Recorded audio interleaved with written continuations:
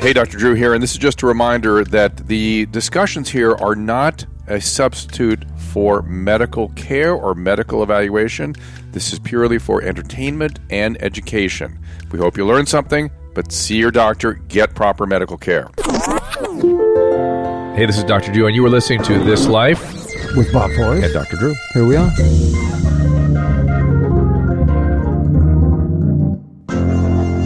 Indeed, and welcome again. Ladies and gentlemen, boys and girls, here we are again. Jay Mohr, MFer. Welcome, man. It's been too long. It has been too long. Make your water look like urine, Jay. I try to. Oh, with the hydrolyte? Or, electrolyte. Eventually it will look like urine. It will be urine. Mohr Stories Podcast, hashtag Mohr Stories, the New America's Lakers podcast. I didn't name it, Drew. Come on. Yeah, but it says something about Bob following, and I said, is Bob on that one? Bob's got a Lakers podcast?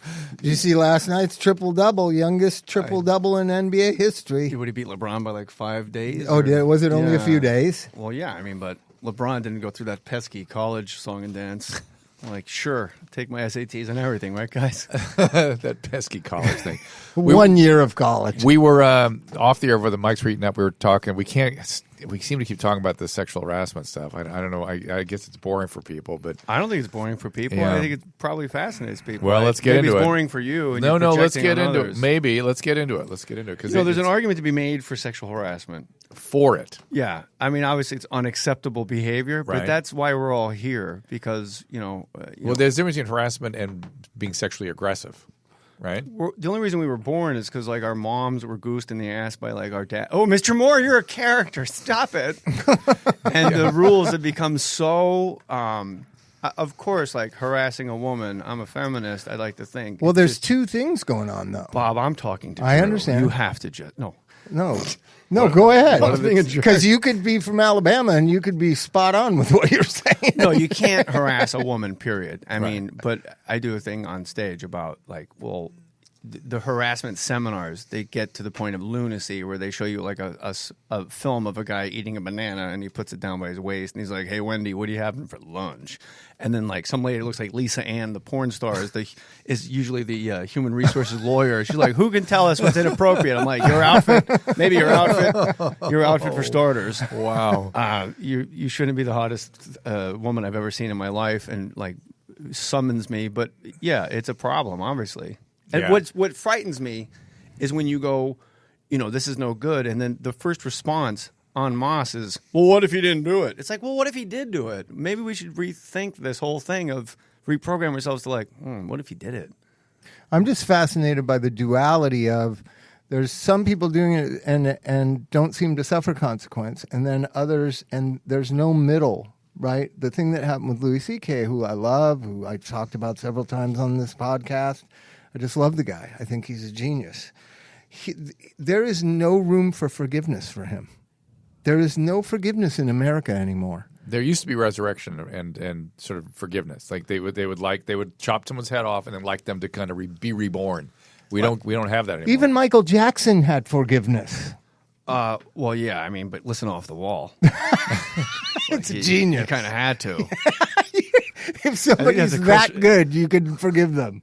I think what America loves is an apology more than anything. Like, while we all hate Pete Rose is because he gave us the apology like 13, 15 years later. It's like, you know what? If he just apologized, if Louis came out and just apologized. He did. did? Yeah. He did. He said, I did this. There's no excuse for us, and I misused my... He hit every note, and then like, off with his head. Yeah. Enjoy. Well, he had his show...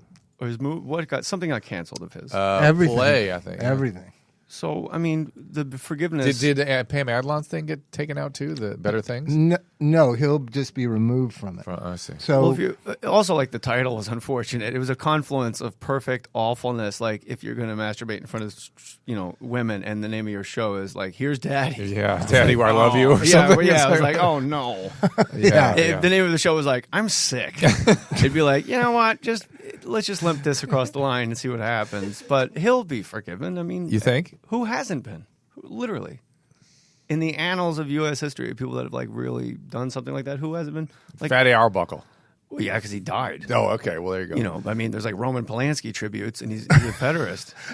Yeah, you're right. Like, they're like, hey, let's honor this guy. Like Woody Allen. Like, people, they don't care after a while. They just forget because it's just cicadas. They just noise. No, but with the off with their head, like Roy Moore is the top subject du jour this weekend, and Roy Moore admits that he dated underage girls when he was 32. Not underage. In Alabama, they're not underage. 14 are underage. Right? No, he didn't. He claims he didn't date that girl, but he did date the three others who were 17 and 18 and 19. But what about her emails? It's because there's a counter argument that's nonsense. It's all just noise. No, and but It's becoming noise, and so I with think Louis, there's no counter. There's no, well, what? This is all like a Soros thing, and what about her emails? Why don't you investigate that? With Louis, as a comic, you're this lonely wolf, and there's no pack. Well, there's also no way to respond because people don't want to hear it. They don't care. The spin and the virality is all in the go get him, kill him. It's mass action. It's the mob. What do you think the healthy it's reaction the French Revolution, is? Jay. Yeah, there's an unhealthy thing, but Chrissy said, I find everything that I just read so repulsive. Doesn't surprise me in men. But I would still go see his comedy because he's the greatest comedian. He is the that greatest ability living to comedian. compartmentalize, I think, Is that good or bad? is it good or bad? I'm asking you. I don't know.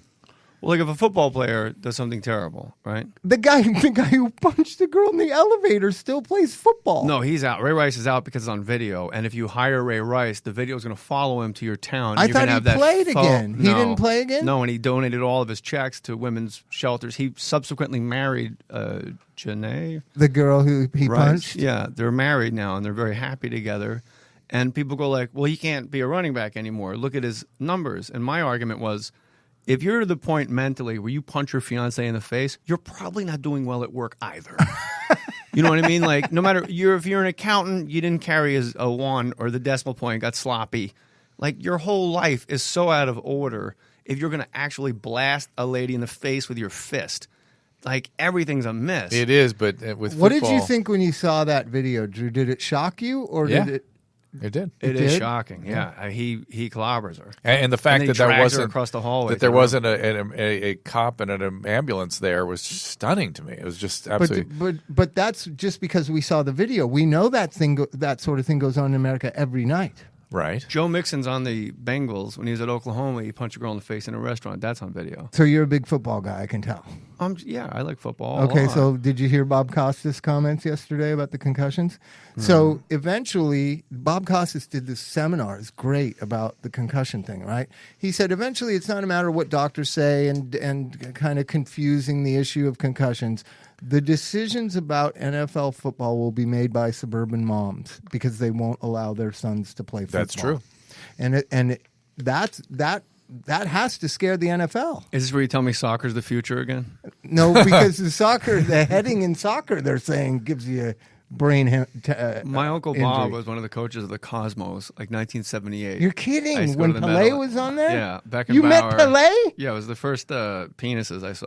Do you swear here? Yeah. It's the first time I saw. You do refer? You've seen Pelé's penis. And Alberto, like all those guys. The first time I saw like cock ever, and they were all like these giant Brazilian uncircumcised things. I'm like, something's wrong with me. Like these guys, this is apparently what you're supposed to look like, and I'm short. And That's a without Trump. without a Did piece you of get therapy over that? No, it was great. It was great. something to look forward to. You're 14. Having your hair tousled by a naked Brazilian with a roll of tar paper between his legs. How are you doing, kid? That's crazy. Yeah, it was good. If people want to call, it's 323-649-8268. More stories. Hashtag the more best story stories. ever. I will never forget that. It was good. It was good times seeing soccer. I don't know any of the other teams that were ever in the NASL. Yeah, no one does. They just know Pelé. But So- I remember in 1978, people going like, here it is, soccer. And we just, as a country, keep going, nope. But I'll tell you why. It's Why? the same reason hockey's never going to be up to like baseball and football and basketball, because in soccer, with goalies, it's 2-1, 1-0. If there were no goalies, it'd be 9-8. There's not enough scoring. It's just there's so many guys running around. Yeah. We don't have the patience. Yeah, it's 3 minutes of action packed into 2 hours. 0-0, but you Yeah. got a point, you advance. Like we can't compute. Like wait, we have to win. Everything has to be like the Normandy invasion victory. So if you're a football fan, do you have to have an opinion about concussions? Do you have one? I mean, it's a pretty broad. You heard about the brains scan from the Yeah. Hernandez kid, right? Yeah. They'd never seen anything like it.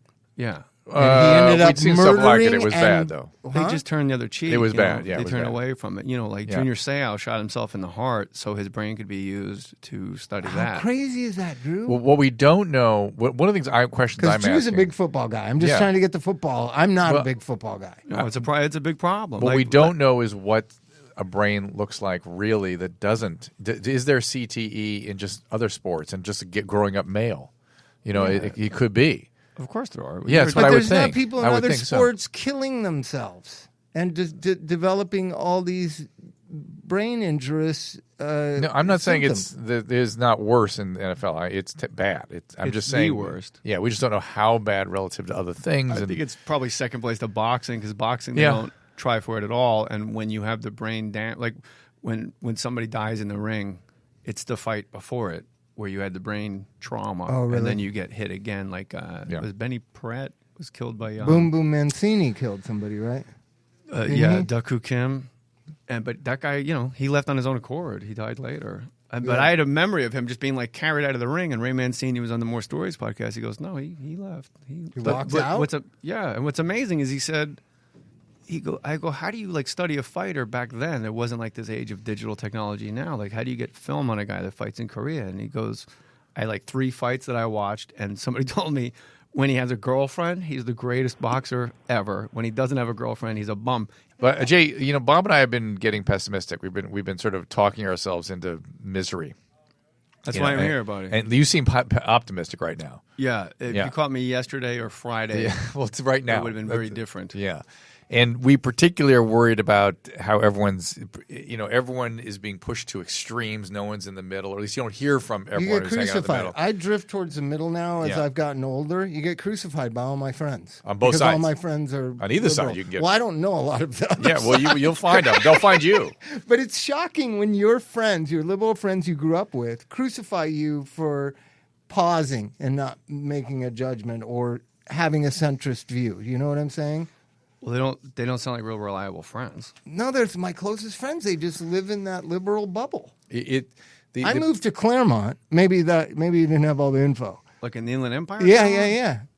So I've become more centrist from living in. But it's like the postmodernist, where logic doesn't matter. Everything is a cultural construct.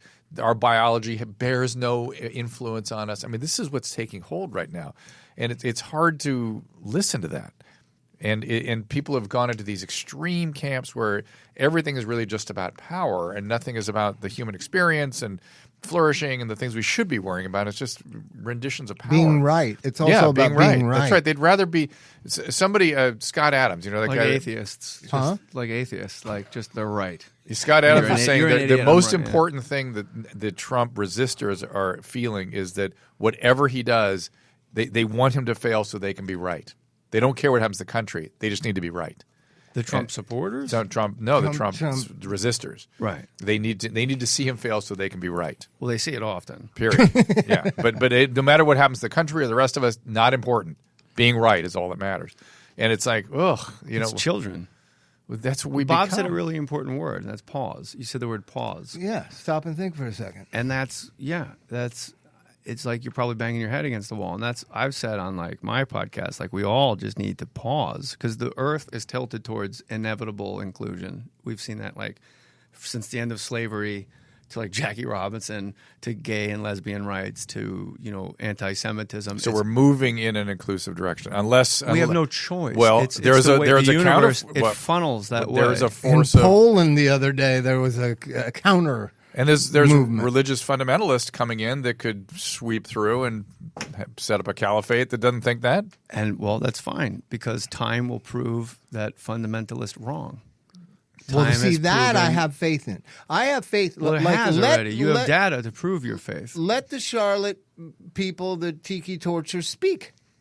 because an intelligent person who can decipher facts and that's the information way can go, you're nuts. That's the way it's supposed to work. Instead of stop them from talking. Yeah, dialogue is supposed to be how it works. That's You how guys you are bring up- ideas into the light. You guys are in the traffic now, or you were in it. You're just like the people you're talking about because How? I have no empirical data to judge either side of the argument. You're just telling me everybody's nuts, and they don't. No, just what we keep hearing and hearing. You had and the hearing. Trump thing, and Bob's just telling me his friends just live in this liberal bubble, but there's no. You haven't given me like any scenario. But you're really up in arms about it. I just came in off the street. I'm like, I'm sorry. Like, I don't know what to tell you. But I choose not to play. The example, okay, I'll give you a concrete example. Addiction, right, is a big subject in America. 500,000 people have died from prescription drug overdoses in the last 10 years. Think about that number in this country. 500,000. Yeah. So the centrist view is like, hey, we need to address this. And what happens is the things from the right and the things from the left pull to what is the solution to it, right? I'm also interested in what caused it, right? This hopelessness and helplessness that when you look at the opiate epidemic and where the death is. Don't forget what you are. You see how Bob's speaking more slowly now? Yeah. Yeah. Because it's you and me just talking. You like Yeah. that better? This is the pause. Yeah. I'm obsessed with why these children feel hopeless and helpless and want to die. Because when I talk to them, they don't care if they live or die. And it's a different mentality than the rock musicians that you dealt with that don't. They'll say they don't care if they live or die, but they really do. These kids really see hopelessness, helplessness, multi-generational, this country is on the wrong track idea. You know, that's the interesting thing about it. Whether Trump is president or Obama is president, 67% of the population believe this country's on the wrong track. I believe it's on the right track. We just need to have dialogue and believe in democracy. Why do the left and the right get into a conversation about addiction? Like it seems Because it's you can't not face it in government. Everything gets politicized on both sides. Everything, even medical issues. Well, everything. that I know. No, I don't mean healthcare. I mean how you approach a medical problem or a psychiatric problem. But who, like left, right, what are the arguments against what you're trying to find? Hold on real quick. Yeah. If you're seeking knowledge, there's no opinion against you seeking knowledge. Yes, logic doesn't exist. It's a white male with his point of view. See, the centrist His point view. of view. Hold on. With hold his on. white Hold on. privileged point of view smeared over his point of view thinking. is, I want to know. But he can't why. escape. He cannot escape his white male privileged perspective, and his logic will be flawed. And so it's just he's just another Well, I'll tell you. misogynistic, Can I speak racist. for myself? Okay. I believe there are many solutions to it. There are these fractions that believe there is only their solution for it, and the other side, who has a completely opposite solution, are idiots and wrong, and vice versa. Right. Right? I'm saying the arguments are harm reduction, abstinence-based 12-step-based sobriety, psychotherapy, religion. I want us to use all of them. Yeah, the answer is yes. Yeah, well, that's not what's going on. Right. It's a one or the other, and they fight amongst themselves, right or wrong. So, And I got to admit, I was one of those people fighting for abstinence. Whenever anybody gets black and white in their thinking, I'm not talking about race, just in terms of digitally, A or B, black or white, right or wrong, those are primitive thought processes, as opposed to weighing out the middle ground where things are in certain perspective. Yes, it could be A, and a certain perspective could be B, and maybe there's a ABC together that we can sort of find together that's a better solution. And you can't find a solution in this rigid oppositional thing. Yeah, I'll give you an can. example. Yeah, you can. Well, You of all people. My idea was that Suboxone shouldn't be used for young people because you're sentencing them to a drug that they're like methadone, right? I've changed my tune over the last 5 years because that's the leading cause of death for those young people. So if this drug keeps them alive long enough to grow up to become more fully realized, and then they get off that drug, that's a middle of the road solution that I've evolved into, right? I want other people to calm down and evolve into, let's have dialogue about this. And it's very difficult. Are you not having dialogue with other people? It's very difficult. Dialogue doesn't. Don't you get? Do you go on college campuses? Do you ever do that anymore? Often. Do they allow you dialogue anymore? If they don't, I sort of I just have it. Insist I just on did a it. show and count, and the lady goes, "How come that kid in your story?" I could tell at the after show meal, she wasn't happy. It was this Asian gal, the lady that actually hands you your check. Oh. And she wasn't too happy, and little sticky fingers on that check. I'm like, all right, can I just let go of your end, and I can pay some lawyers. How about a Fresca? Yeah. And I go, are you all right? Did you like the show? She goes, I had some problems with it. And I said, why? She goes, why did that kid outside Ralph's have to be a black kid? I go, because he was a black kid. And she goes, but if he was a white guy, you wouldn't have said he was a white guy. I go, okay, I see what this is, and I appreciate you telling me that. 12% of the population is black. I live in the Pacific Palisades, which is white. So if a black guy is outside of Ralph's, he's an outlier by definition because only, let's say 20% of the population is black. A black guy and a white. If a white guy runs down your street at Watts Tower or in Compton, you're going to go, remember that day that white guy came streaking across the lawn? I'm the outlier then. Yeah. I can't change what happened to appease your sensibilities. This is what happened to me. A kid tried to sell me chocolate to help his high school football team get equipment. Yeah. He was a black kid. She goes, but why do you even have to mention that he was black? You had this whole dialogue. Because he was black and he was there. I don't. That's what happened to me. I'm telling you the truth. I'm reporting life. But you understand you're reinforcing stereotypes and you're damaging the minds Kid's of in these business developing... for himself. It's a positive stereotype. He's helping out his team. Let me defend Jay for a second. So a friend of mine and I were trying to start a music school at the Watts Towers about a year and a half ago. And we got there an hour. A lot of drums. And we thought we were going to... that was racist. Yeah, that was racist. How? But a we big thought open space. we thought the meeting was at 12 and it was at 1. So we were at the Watts Towers, two white guys, just sitting on a park bench. And these same cars just kept driving around the block looking at us, and we felt and we talked about it. This is what black people feel like in Beverly Hills. Yeah. They just kept looking. They drive by real slow and and just look like, the hell are those two white guys doing? You're the outlier. Louis C.K. true. Speaking of Louis C.K., he goes, white people are so like, he goes, you could put a white guy in Africa, and he would go, look at all these minorities. I don't think he said that in 18 years. Like, that's stuff he doesn't use. You think about social media too, which I think it's a no small margin is part of the problem. Last time I had you on the radio, you said something that stays with me to this day. You were saying that after the show, people would get on Twitter and start jamming on you, and you said these people should not have that kind of access to you. It shouldn't be there. You're being actually nicer to me. You said because what I actually said was I did BlizzCon and I killed. It was 6,000 people from South Korea, people from Canada, Holland, and I killed. I did great. I felt good. I went to my hotel room. I opened my computer and I checked Twitter to see how I did. Yeah. I was just there. Yeah. And people on the internet, it's the world's largest bathroom stall. You just write what you want. You get Always up. negative. You walk out. Somebody else comes in. It's like, well, fuck you too. Yeah. But they're just ghosts. They're idiots. They're just not. It's a troll is only as powerful as the attention you give it and feed it, and that the only sustenance is attention.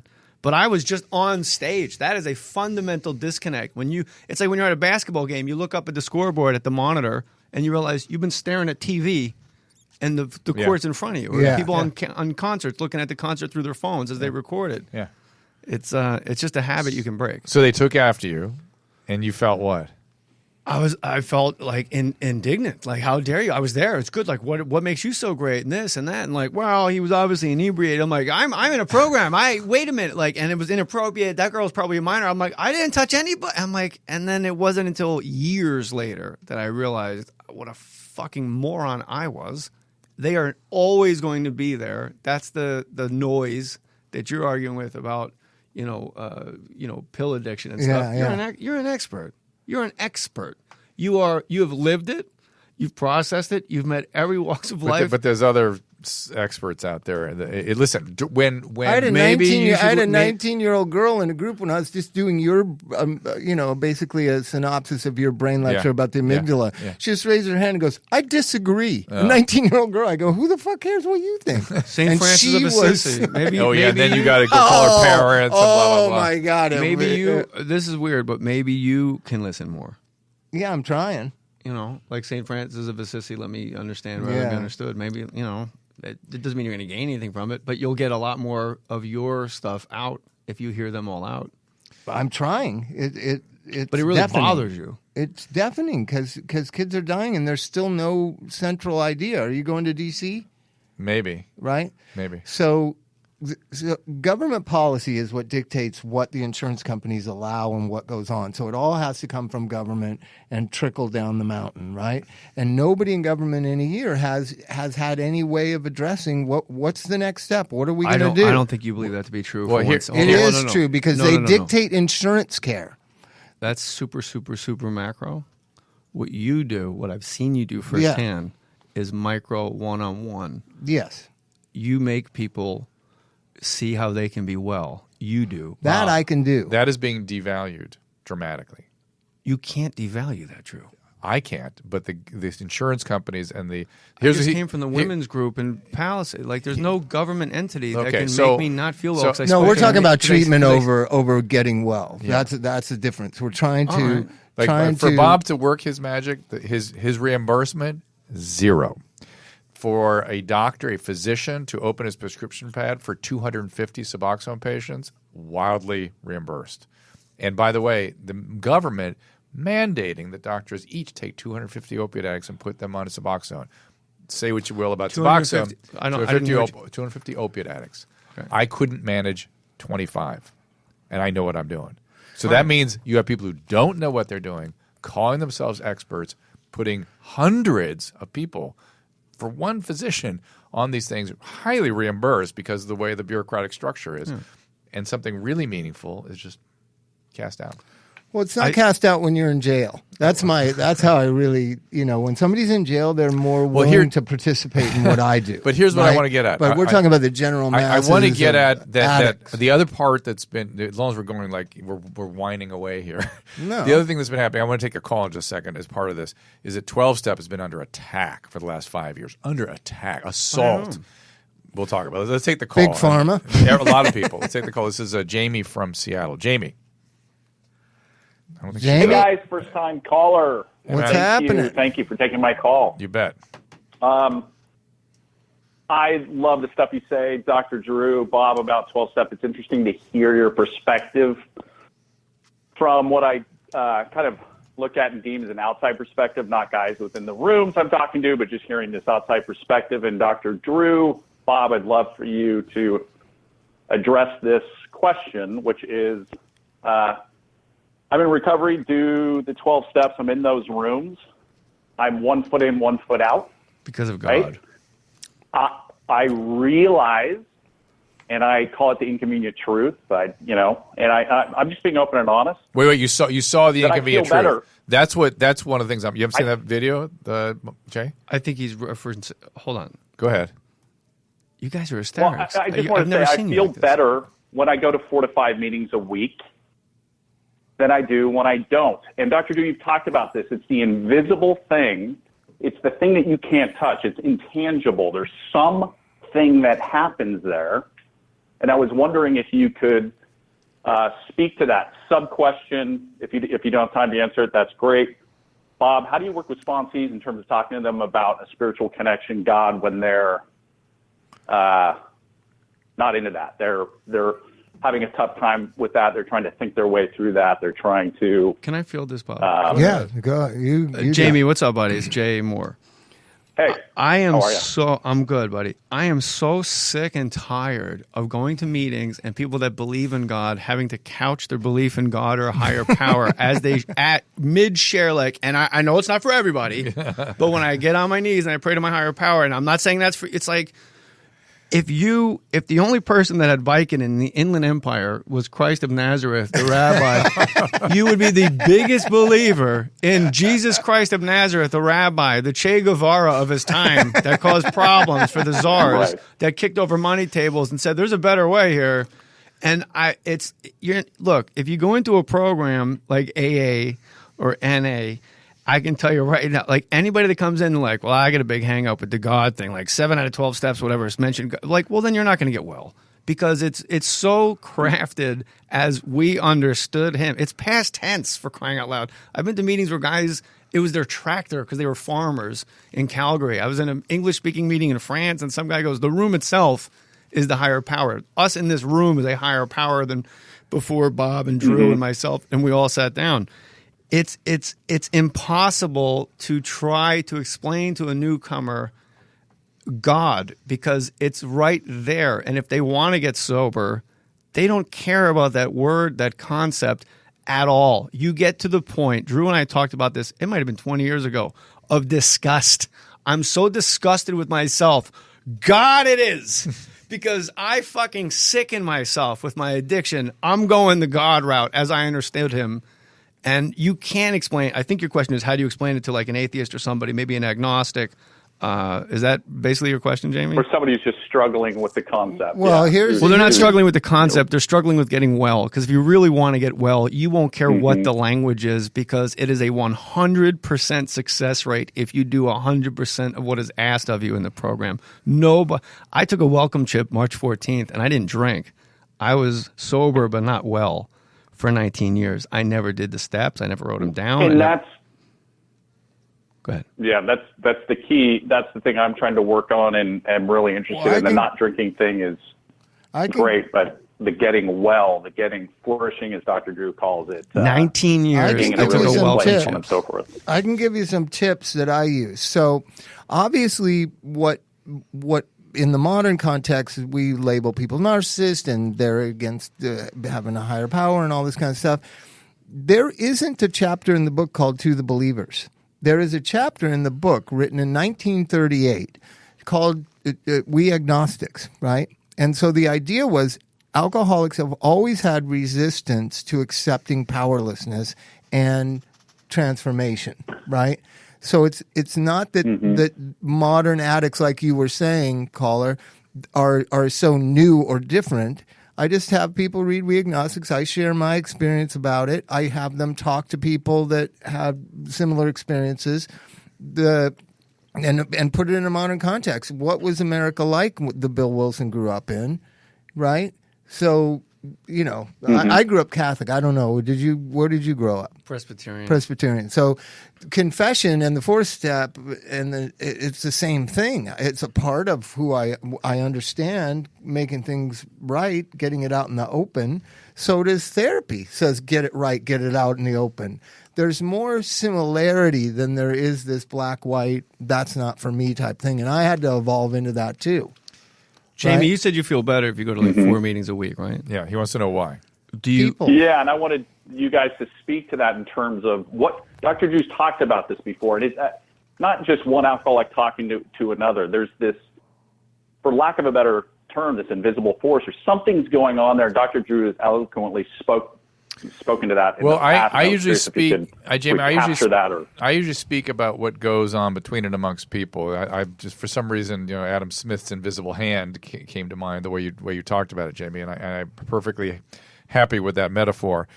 But that real change happens in the context of other people, and you don't. The 12-step is a very deep, connected way of evolving and changing in a structured relationship with your sponsor, but you can get little doses from the fellowship and from the community.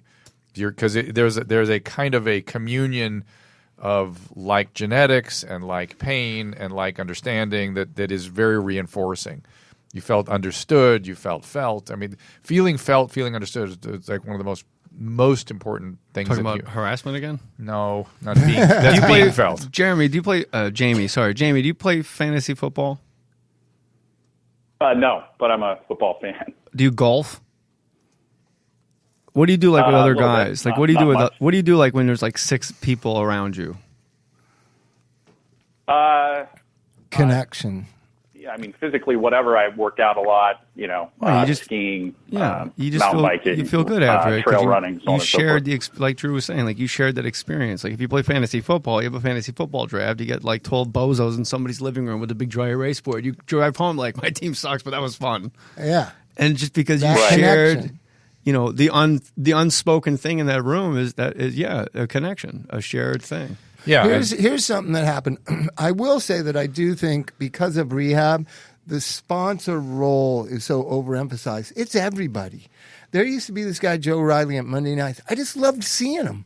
It brightened my mood, this guy. And he was an old timer, like 40 years sobriety. He used to, when he first started realizing. There is a contagion to some of this, too. Just seeing him. He wasn't my sponsor. He was just this great old guy. And he started to realize I worked in treatment. He said this joke, and then, he got older and older and kept saying the same joke like he'd never said it.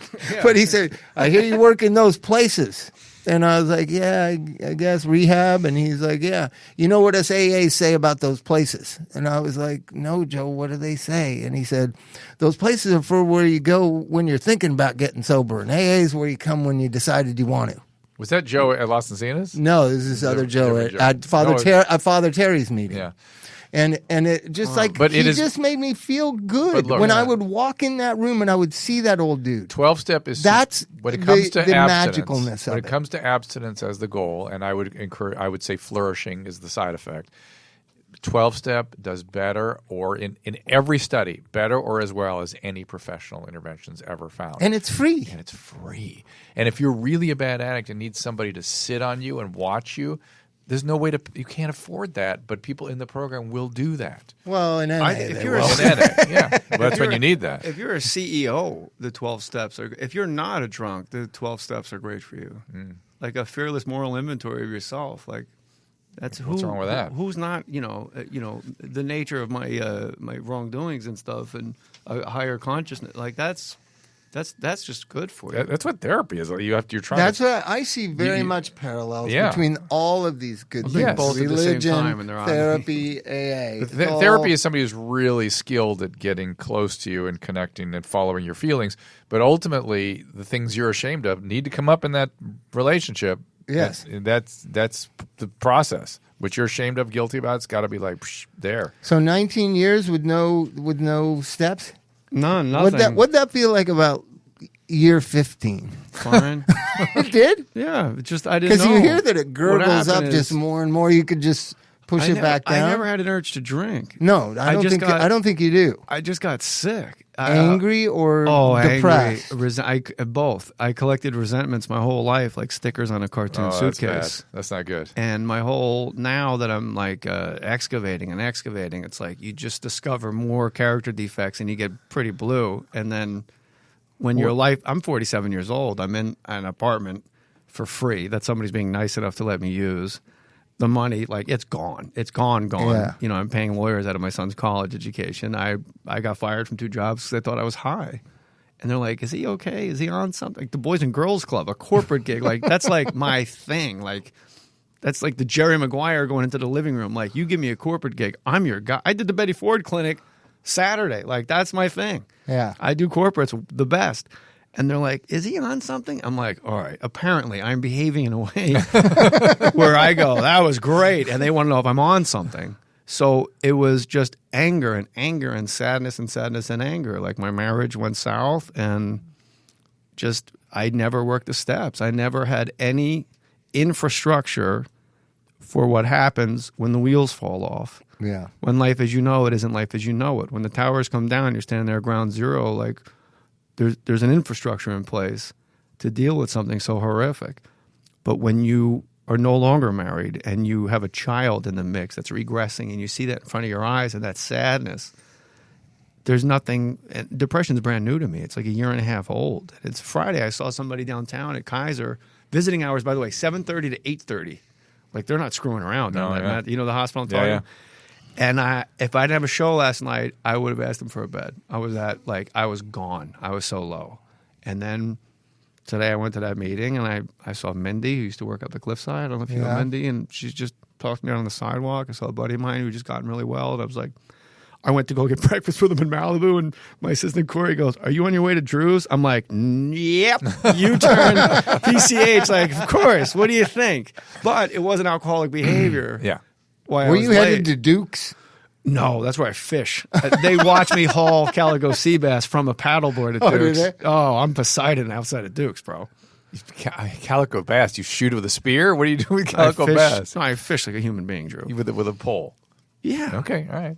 How would you spear calico bass? We used to spearfish calico bass. They don't usually bite. That's why. They bite. I'll take you out there. I know the spots, man. Right outside of If they're Duke's? not biting, they're not there. I'm telling you, outside of Duke's, but that tide comes in, you got to keep your head on a swivel. You'll get demolished. Because Duke's, after 12-step meetings, Duke's the only place I can afford to go, and all these other people are going to, what's the sushi place? Oh, yeah. Nobu or something. Nobu. They're going to Nobu after noon meeting. I'm like, I'm going to go to Duke's. Anybody going to Duke's? It's Bob, salt of the earth, Colin Quinn and Bob like to go to Duke's. Look, there's a guy paddleboard fishing.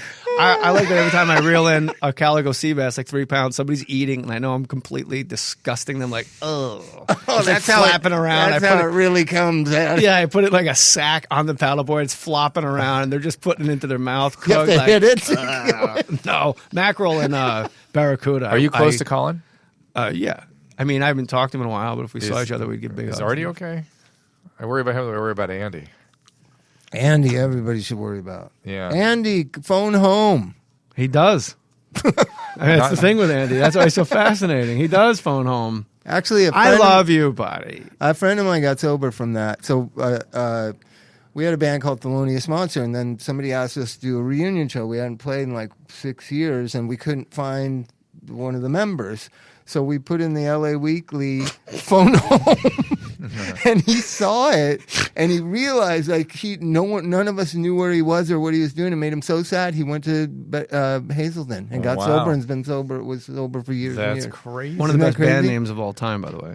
Seriously, one of the best band Thelonious. names ever. Thelonious Monster. Really? Everybody, as Always time thought goes so. on, they always call me Thelonious Monk, and I've corrected people That's for a jazz decades. band. That's a and then different finally, band. now I Pianist. just accept it. Like I know what you mean. They got the Thelonious right. Yeah, you got Where'd they come from, Thelonious? from Monk. We all From the jazz band. Yeah, but because where'd it originally come from for them? No, it's a him. it's a man. guy. That was his real. He's a pianist. His mom named him. Now I believe she had some issues. She named her only son Thelonious Sphere Monk in like 1930. Ooh. Like think about that. Yeah. That's a crazy name. Had to be earlier than that, didn't it? Yeah, maybe 20. Because A Fine Day in Harlem, I think, is the Want documentary. to look that up? When was Monk born? Yeah, he was born in Harlem. Yeah, in Manhattan, and his name is Thelonious Sphere Monk. Any group photos, he would always like that. There was a documentary, I think, A Fine Day in Harlem. Yeah, that Jabbar made. Kareem Abdul-Jabbar made that movie. He made that? Yeah. And it's like your job, if you really want to work here, I don't know, magazine, maybe Vanity Fair, something's like he bugged the shit out of these people, whoever the guy is. And the guy goes, I want you to get all these jazz musicians on a stoop in Harlem and take their photo. Go. And the guy did it. Yeah, it's a have you real ever famous seen it? photo. Everyone's there. Oh, well, it's like got like Billie Holiday, Monk. And it's 10 in the morning, and the guy knew he could he's going to catch them before they go to bed, like rolling dice and eating and stuff. And Monk knew everyone would have a dark. There he is. What year was he born? He knew 1917. Yeah, it was way earlier than that. 1917. He knew everybody would have a dark suit on, so he rushed home and he changed into a whole white suit. And in that photograph, he just stands out. He's only got a white suit in that See if you can photo. find that photograph. That'd be awesome. Yeah, the photograph. Because It's like anyways, a fine day in Harlem, a great day in Harlem. so what people don't know about the Red Hot Chili Peppers, the Red Hot Is that they're Peppers are overrated. also a jazz band. They're also a jazz band. Louis Armstrong. King Oliver and his Red Hot Peppers, I think it was called, and Louis Armstrong was the trumpet player. I have to change while we're looking for that picture. Change gears for a second, and because we're gonna take a break. We got in to a do minute. a Hydrolite. I just had a whole bottle of it, and it was great. All right, it is fall and your immune system is about to get tested, everybody. Not only does the changing weather mark the start of cold and flu season, it's also back to school time when kids become walking petri dishes. While catching something may be inevitable, there is no excuse for letting yourself get dehydrated in the process. So when you're wiped out with cold or flu, the first piece of advice always to drink plenty of fluids, but we seem to forget that.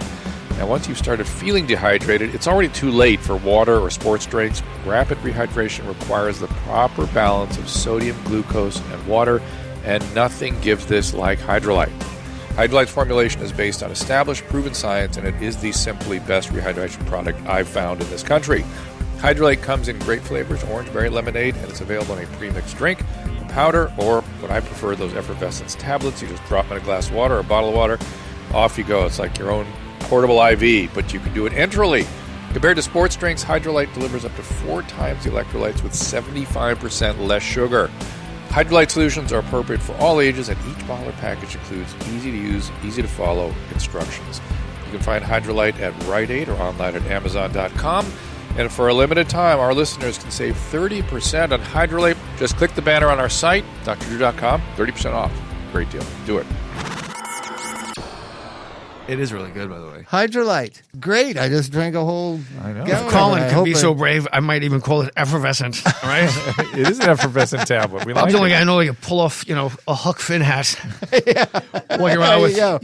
I don't know, shoes from like Dropkick Murphys.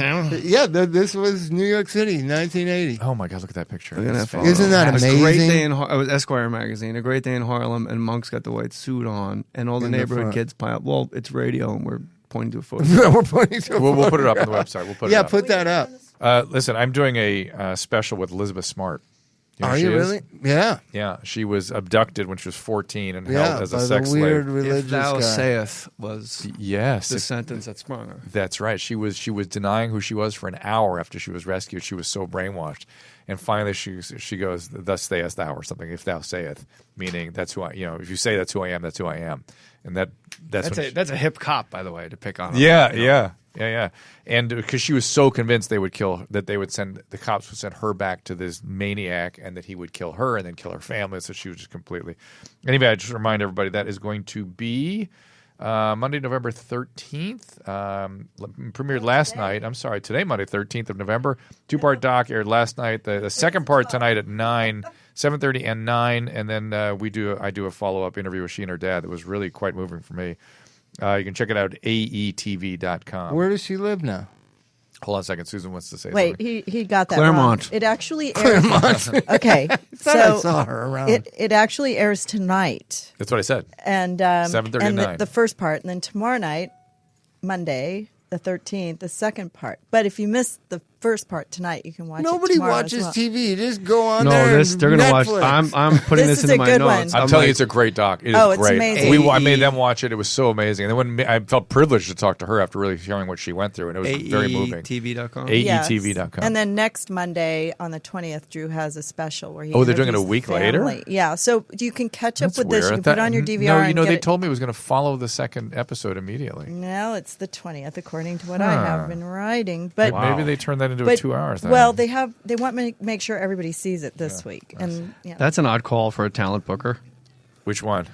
Elizabeth Smart. Yeah. I was. Like if Dave Navarro's not going to call us back, get Elizabeth Smart. and the girl from Italy too. The girl from Italy had Yeah. a documentary too. Yeah. But Drew, I'm just picturing No, there's an agent for those people. Really? You could do a whole 10 minutes on it. It's not like a we new live in that world.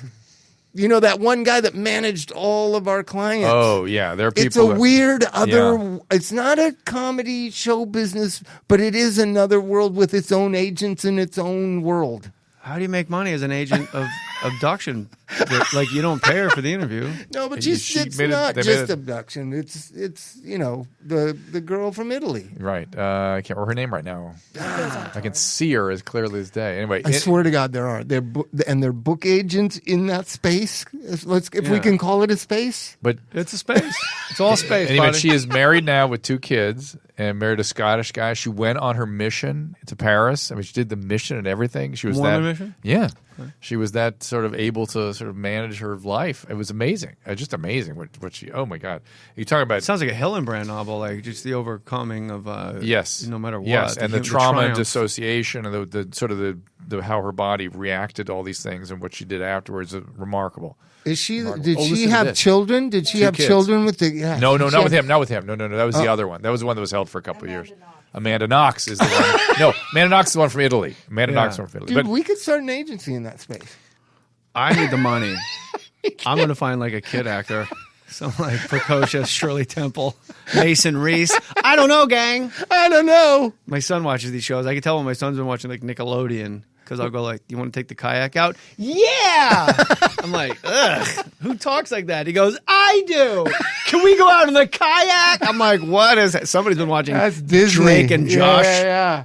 Two worst Oh, my names in the God. history of a title. Drake and Josh. Say that fast. But listen to this story. So the dad she said 4 hours before it's just so stayest thou or whatever it was. They put her in a sort of they decompress her for a couple hours, reunites her with her family. She goes home Everything's fine. No We're releasing treatment? No balloons. nothing? Everything's great. No, nothing. Goes home in her own bed, sleeps in that bed that she was abducted from that night after 9 months of just, the breathtaking abuse. But here's the interesting part. When I saw that, I thought, oh boy, oh no. And the parents were like, she had no control over her life, and she didn't want to see a therapist. So we wanted to give her control. Turned out, listen to this. I learned this from talking to her, that she did go see. First thing they did, they said, well, it's going to be too traumatic for you to go to court and face these guys. So I'll tell you what, we'll set you up with psychiatrists. They'll do your interview, and then they'll represent you in court. For the court, right. These idiots interviewed her with they sort of manhandled her. Re-traumatized her. Completely. Made her re-experience the whole thing, questioned the veracity of what she was saying. Because these were forensic psychiatrists trying to build something. That was their job, yeah. They weren't doing anything therapeutic. So her now in her head, this is what these mental health guys do in a room alone. I am not going near a middle-aged male treating me like this. No more. And I thought, oh my God, of course not. God bless her that she still was able to find her way out. She did get certain kinds of treatment and stuff later and things. But isn't that crazy? The church must have stepped in. I'm sure they did help her. Yeah, they do. They do. Church is good. Yeah, I when I was doing stand-up in Salt Lake City, the guy Keith Stubbs that runs Wise Guys, there's 2 of them up there, and his wife brought pies to the show and offered to watch my son.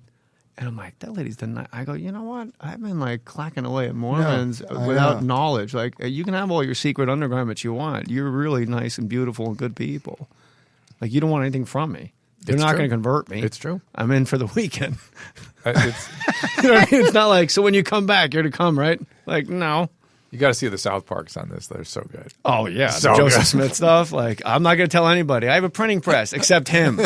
Well, no, I have a funny Mormon friend who will defend and the things you'd believe just because they're 1,300 years earlier or 1,800 years earlier, they're more true. Well, here's what it goes to your left and right discussion. Well, none of religion is binary. Religion is an invention that's placed over faith. Yeah. To steer people where you want them to go. Yeah, it helps people. The name of the book is helps Exodus. them live a better life. Exodus, this way. Keep going to the east. Keep moving east. Keep going. Keep going. Helping live a better life, a good life. What's wrong with that? Well, but the South Park though sums it up perfectly. Ask an atheist. So across the episode, Kyle is taught the story of Joseph Smith, and by the end he's like, I can't even hang around you people. And he was his best friend all through it. And all of a sudden he just disconnects from the Mormon kid. So of course the 4 of them are at the bus stop at the end of the series. And the little Mormon kid comes up and he goes, oh hey Joey, hey Kyle. Where you been, Kyle? Well, that stuff you guys told me, I can't hang around with you anymore. I don't believe that anymore. He goes, really? Okay. Well, you're right. We believe some crazy stuff. And those stories, they're pretty wild. But because of those stories, I have a great life and a great family. And if you can't deal with that, you just suck my ball. And Cartman goes, that kid is cool. Yeah. Right? Did I get that about right? You nailed it. Yeah. It's so good. There you go. What's your Twitter, Drew? Dr. Drew. I'm going to retweet this, Elizabeth. Yeah, this is an important thing. I'm looking online about the A&E. Yeah, it's a good thing. I was very pleased with it and privileged. I got to talk to her dad, too. And that poor guy, oh, my God, what he went through is unbelievable. Yeah, you ain't lying. I mean, you got kids. You got beautiful kids. You have a beautiful bride. That's why. That's right. But you're the hottest man alive. No, I don't have the... Not to be... I collected some good genes over here. Just a side note, Yeah. right? When I see what comes to be these religious fanatics who kidnap women and have children with them, you can pretty much spot them. How do they go unspotted for years and years and years and decades? Grooming. They're experts. No, but to the police, I mean, they all have Moses beards, right? And they walk around with a harem all wearing white. Doesn't anybody question them? Well, I don't think they wear white when they're grooming. What? They don't wear white till they get back inside the teepee. When they're out grooming, they're dressed like, John Wayne her, Gacy. Her guy was weird looking. That's really wacky. And they're known by police. How do they not know they've got a 14-year-old girl stuffed in a garage There was no somewhere? profiling back then.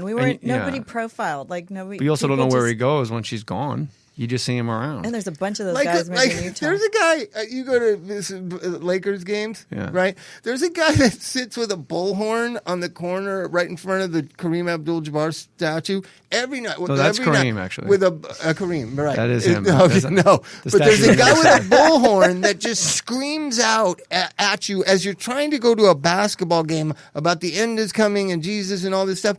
I want that guy, check him out. Check out what's going on in his life, because that's nuts to stand out there. You ever seen the guy? Profiling, man. Yeah, now that we are allowed. That's your right-wing Inland Empire brain. Oh, there I am. You know, with that, your liberal with bubble those friends. logical ideas. I don't know. Maybe the guy's just got a bullhorn. Repent or die. The guy's on Sunset Boulevard. It's like Jesus died for your sins. No, Jesus died because he was convicted of heresy. who If do you want to you go verse for verse, I'm your guy. Let's do this. Let's do it. He was convicted of heresy for saying he was king of the Jews by the Romans. He didn't die for my sins. Oh, my goodness. We're going to take a little break. We're going to keep this going on Facebook, so don't leave on Facebook. But the podcast will continue with Jay Mohr next Monday. Also, next Monday we'll have the interview with Chris. Yeah. Yes, from the Last House, which is a sober house that Bob and I kind of did. Yeah. So, all right, we'll see you next time, and we're going to keep this going on Facebook, so don't go anywhere. Remember, you can find all these podcasts at drdrew.com. The Dr. Drew podcast, the This Life podcast, and the Adam and Drew podcast, which is available 5 days a week. Find them all on iTunes and rate us 5 stars. Subscribe and get it first. And if you're really happy, click on the Amazon banner at drdrew.com to help support the show. We'll thank you for it. If you join the email list via drdrew.com/contact, we'll send you a weekly infusion newsletter with Dr. Drew's news. We're so grateful when you get in touch. We read all your emails and we'll bring you the subject matter you want to hear about. You live.